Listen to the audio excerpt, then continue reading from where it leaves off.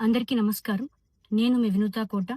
తెలుగింటి ఆడబిడ్డగా మీడియా ద్వారా రాష్ట్ర ప్రజానికానికి, శ్రీకాళహస్తి నియోజకవర్గ ప్రజలకు, నాతో పనిచేసిన మా జనసైనికులకు కొన్ని విషయాలు తెలియజేయడానికి మీ ముందుకు వీడియో ద్వారా వస్తున్నాను. మనసు నిండా పుట్టెడు బాధతో మీ ముందుకొచ్చాను. మేము చేయని తప్పుకి మేము జైలుకు వెళ్ళినందుకు కూడా నాకు బాధ లేదు, కానీ మేము చంపాము అని మీడియా ఛానల్లో ప్రచారం చేయడం నాకు చాలా చాలా చాలా బాధ వేసింది. అతని చావులో మా ప్రమేయం లేదని గౌరవ కోర్టు భావించింది కాబట్టే నాకు 19 రోజుల్లో బెయిల్ వచ్చింది. సబ్సిక్వెంట్లీ 1 నెలలో మా అందరికీ బెయిల్ వచ్చింది. మేము ఫారెన్లో లక్షల జీతాలు వదులుకొని రాజకీయాల్లోకి వచ్చింది ప్రజలకు సేవ చేయడానికి, కానీ మనుషుల ప్రాణాలను తీయడానికైతే కాదు. అలాంటి మనస్తత్వం మాది కాదు.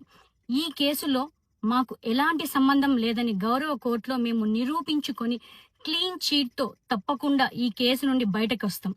ఈ కేసు చెన్నై కోర్టులో విచారణ ఉన్నందున నేను ఈ కేసు గురించి ఇంతకు మించి మాట్లాడకూడదని మా లాయర్లు నన్ను సూచించారు. మేము ఏ తప్పు చేయలేదు. నిజ నిజాలు ఆ దేవదేవుడికి, శివయ్యకి తెలుసు. ధైర్యంగా పోరాడతాం.